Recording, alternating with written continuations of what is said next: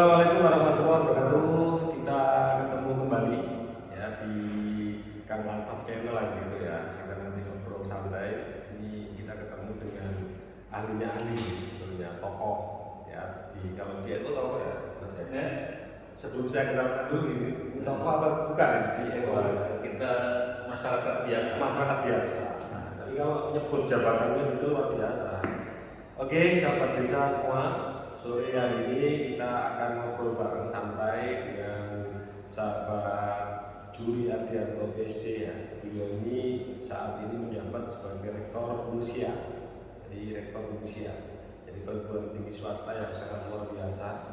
Jadi mahasiswa yang berada di kampus ini sudah ribuan, sudah meluluskan ribuan mahasiswa pula. Jadi nanti kita ngobrol bareng. Jadi, kalau jabatan beliau tidak usah saya sebut satu persatu, tapi saya kasih bocoran dulu satu. Beliau juga sebagai deputi 4 KSP. Jadi ini luar biasa. Sangat beruntung dan bersyukur sekali bisa ketemu dengan Mas Juri Ardianto. Kita sapa dulu. Assalamualaikum Mas Juri. Waalaikumsalam warahmatullahi wabarakatuh. Luar biasa Mas. Terima kasih Mas. Usia berapa? 49. 49 tapi nampak 32. Ini kan harus disyukuri lah. Iya. Sampai desa kita ngobrol pertama terkait dengan ini hari ini kan telah dilakukan kuliah umum oleh Gus Menteri Desa Pembangunan Daerah Tertinggal dan Transmigrasi hadir di Unsia sebagai bentuk dan tanggung jawab Menteri Desa untuk menyuarakan sebetulnya ada kebijakan apa yang ada di Kementerian Desa yang bisa direspon oleh mahasiswa, khususnya mahasiswa di Unsia, Mas. Iya. Nah, termasuk satu Mas terkait dengan yang pertama tadi Gus Menteri menyampaikan kaitan dengan harapannya di Unsia nanti ada SDG Center gitu. Jadi kira-kira Unsia bagaimana menanggapi ini? Terima kasih Mas Rosi. Jadi sebelum itu saya mau mengapresiasi dulu ya. Siap. Tadi sudah hadir Pak Menteri Desa, Gus Menteri di kampus Unsia, tempat di mana saya menjadi rektor dan memberikan banyak tausiah kepada mahasiswa baru Unsia. Ya, termasuk pada kita juga. Iya, saya juga. Dan apa yang disampaikan Pak Menteri itu bagus sekali ya.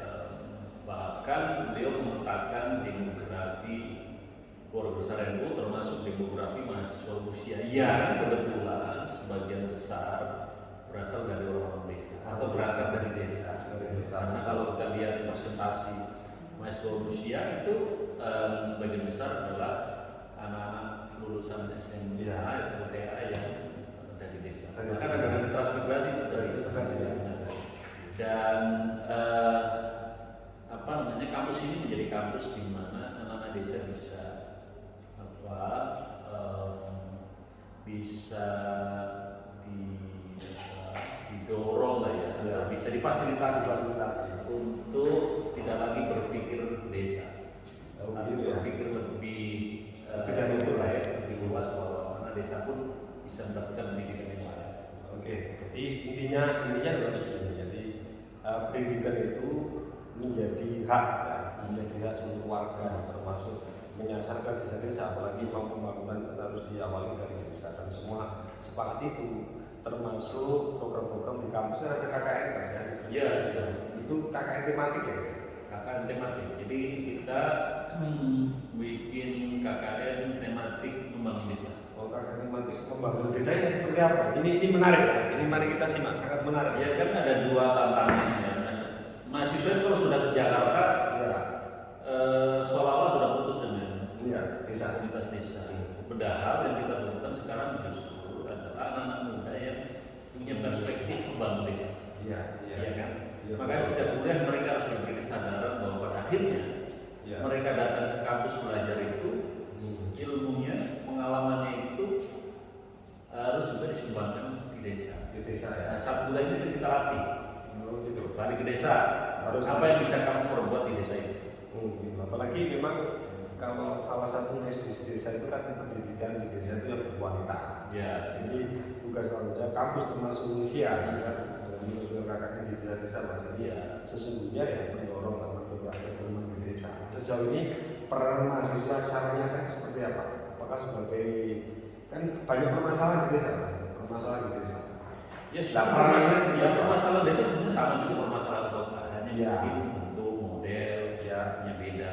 Tapi sebetulnya kompleksitas masalah ya dari mana, termasuk desa. Desa. Tapi justru di luar soal bagaimana mahasiswa bisa berbuat sesuatu di desa, tetapi kehadiran dia ke desa kembali itu sebetulnya bisa menjadi magnet atau menjadi contoh bahwa orang desa bisa kuliah.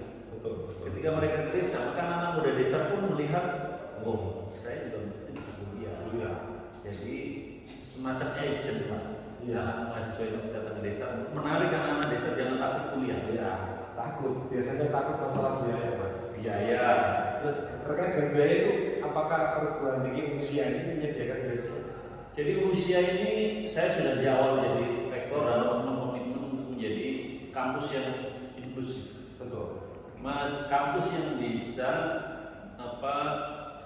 masyarakat dari level manapun, strata apapun punya akses masuk ke perguruan tinggi. Ya, Khususnya ada beasiswa-beasiswa di sehingga banyak sekali skema bantuan kepada mahasiswa. Betul. Mungkin bisa dikatakan 80% mahasiswa kuliah di usia itu beasiswa. Antara lain. Jadi perlu dicatat ya, sahabat desa. 80% usia itu menyediakan beasiswa. Menarik. Mari kita berkuliah di usia gitu kan. Ini bukan Ada yang menarik lagi. apa itu?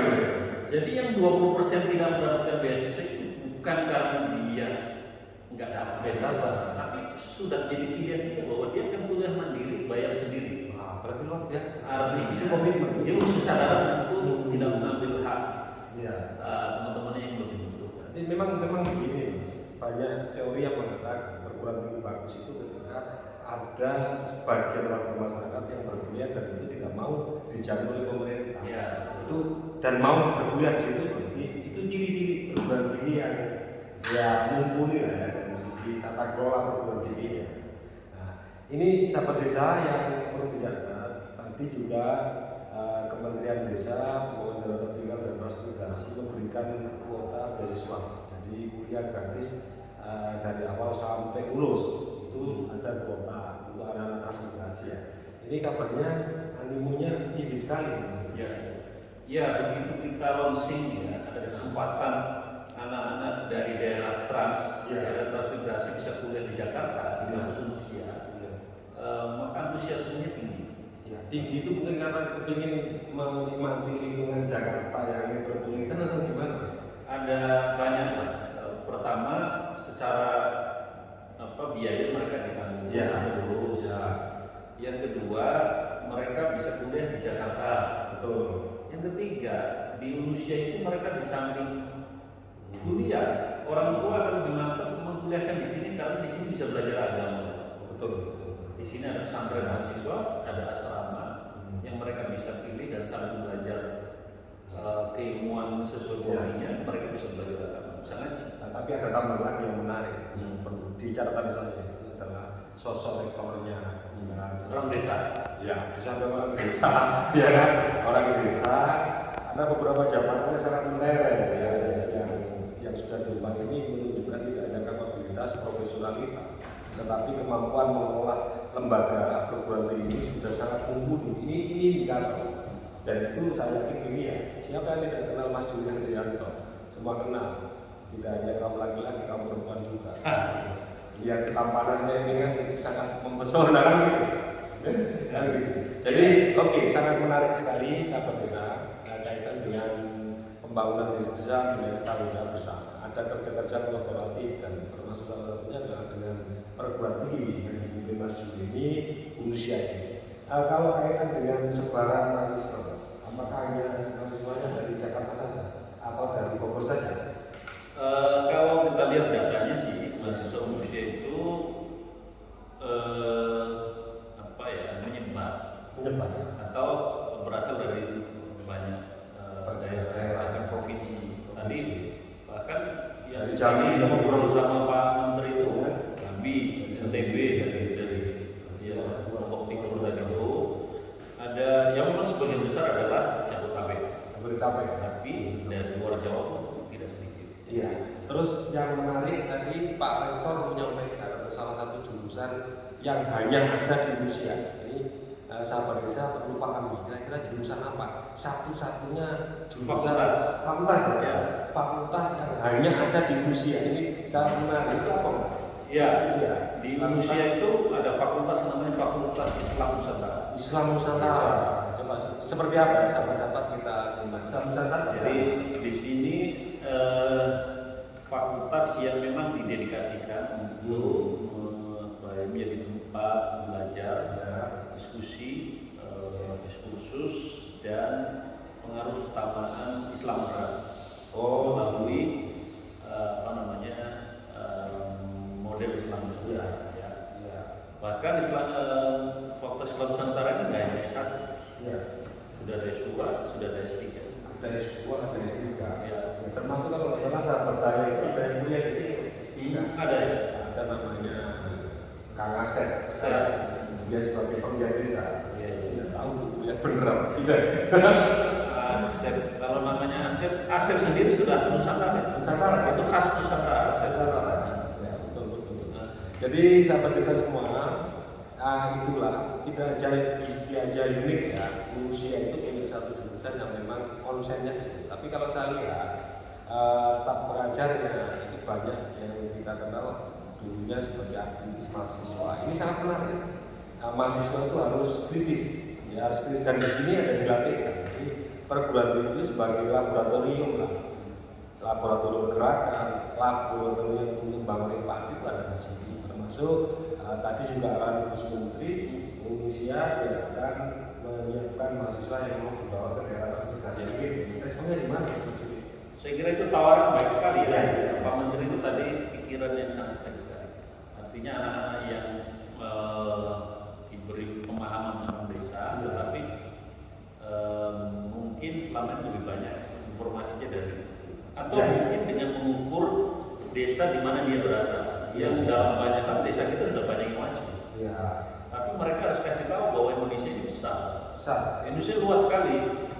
Dan ada banyak desa yang berada di daerah 3T tadi, terluar, terjauh dan tertinggal. Nah mereka harus tahu juga itu, dan itu juga Indonesia. Jadi pertahanan Indonesia itu adalah di situ. Jadi bagus sekali kalau mereka bisa kesempatan. Jadi harapan Gus Menteri tadi bahwa mahasiswa Rusia akan dibawa ke kawasan-kawasan transmigrasi, ya tidak hanya belajar tapi di situ dia akan menimba ilmu lah, termasuk apa yang didapat oleh masyarakat desa yang ada di kawasan transmigrasi itu. Jadi sangat nyata ya, sangat nyata dilakukan. Terus begini Mas Juli, jadi sejauh ini kita juga sering baca di media keterlibatan Rusia dalam membangun bangsa melalui pembangunan desa-desa, KKN-nya, termasuk tadi sebarannya mahasiswa juga tidak hanya sekitar Jakarta tapi seluruh Indonesia, termasuk ada jurusan kajian Islam Nusantara. Kalau bicara Nusantara itu juga sangat luar biasa. Sedikit menyinggung Mas Juli ini kan sebagai Deputi 4 KSP sahabat desa ini, saya agak gerdeg juga bicara dengan beliau ini. Jadi KSP 4 ya, ini luar biasa. Kira-kira di situ kaitan dengan penyelesaian, apakah ada tupoksi untuk menyelesaikan permasalahan di KSP 4? Ya, kebetulan sambil komunikasi sahabat desa memang saya sehari-hari juga bekerja di kantor staf presiden. Kebetulan menjadi deputi bidang informasi dan komunikasi politik pada Deputi 4 yang membinaan soal itu. Salah satu tugas kantor staf presiden itu adalah membantu presiden dalam pengendalian program nasional, mengelola isu-isu strategis dan membantu presiden dalam melakukan komunikasi politik. Isu-isu strategis itu apakah termasuk pendidikan masuk di situ? Ini pendidikan. Berarti energi, ya kan?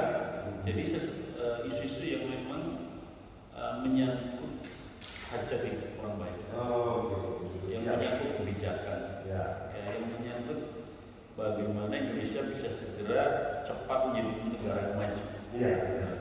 Itu kan semua concern presiden dan saya membantu di dalam komunikasi. Jadi bidang komunikasi politik ya sahabat desa ternyata itu ada tugas yang sangat berat menurut saya berkaitan dalam proses menyelesaikan isu-isu strategis dan sebagainya yang memang butuh yang namanya komunikasi. Lagi-lagi memang tidak ada pekerjaan yang akan selesai tanpa komunikasi. Harus ada komunikasi, saling kerjasama itu penting untuk dilakukan. Jadi sahabat desa, ini adalah kita ngobrol santai ringan dengan beliau. Saya biasa manggil Mas Juri ya, Mas Juri. Kalau saya katakan dia adalah tokoh pergerakan sebenarnya, tokoh pergerakan yang punya konsentrasi penuh dan sekarang mengabdikan diri sebagai rektor di Rusia. Ya walaupun kalau kita bicara apa ya, kalau Kang Asep itu suka bicara itu dapat berapa, honornya berapa itu sebetulnya mulai layak untuk ditanyakan. Iya kan gitu. Ya kader NU itu kan sebetulnya pantang untuk menolak amanat untuk berhikmat. Iya. Jadi menjadi rektor Rusia itu berhikmat kepada NU. Betul. Nah kalau sudah berhikmat makanya pantang bagi kader NU untuk nanya. Betul. Hasilnya berapa di situ? Itulah dosa kita menanyakan itu di situ. Iya, iya. Nggak boleh sebetulnya, tetapi ya harus Mungkin disampaikan. pertanyaan yang kedua adalah apa namanya berkurang berapa? Nah, betul. Berkurang berapa setelah jadi rektor, gitu ya? Nah, termasuk memang kalau kita berada atau kerja di instansi pemerintahan itu sesungguhnya juga pantang untuk menyampaikan dapat gaji berapa, imbalan berapa, tapi sesungguhnya adalah profesionalisme kita. Ini di depan saya ini produk, kalau saya lihat ini produk desa ya. Produk desa. Ya? UMKM. UMKM ya. Ini luar biasa. Kampus, sahabat desa, kampus juga mahasiswanya diajari bagaimana cara tidak hanya membuat tapi memasarkan kayak begini. Ini luar biasa. Tadi Gus Menteri juga suguhannya Gus Menteri itu ini. Karena kita semua sesungguhnya asalnya dari desa. Iya. Mudah-mudahan Mas Menteri siap selalu. Enggak, sudah tetap terjamin. Nah, ini kira-kira sahabat desa yang bisa kita sampaikan mudah-mudahan bermanfaat. Lain waktu dan kesempatan kita ngobrol lagi yang lama dengan Mas Juri Adianto. Tadi sudah saya sampaikan beliau sebagai rektor Rusia dan juga ada tugas lain. Sedikit boleh saya. Boleh Mas.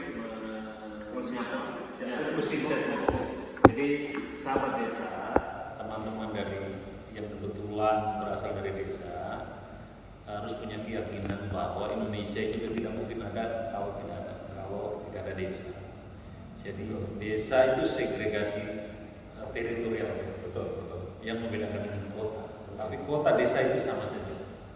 Semua membentuk entitas Indonesia. Oke. Itu yang pertama. Yang kedua, maka siapapun kita, termasuk yang dari desa, termasuk saya ini, juga harus punya kepercayaan diri untuk ya sama-sama dengan elemen lain. Ya. Kita bisa sama-sama untuk membangun bangsa.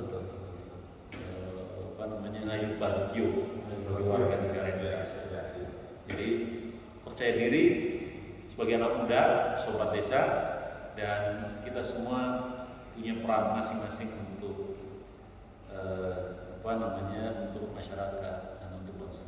Oke, terima kasih. Baik. Salam sehat selalu kembali. Dan Saya semuanya. Assalamualaikum warahmatullahi wabarakatuh. Waalaikumsalam.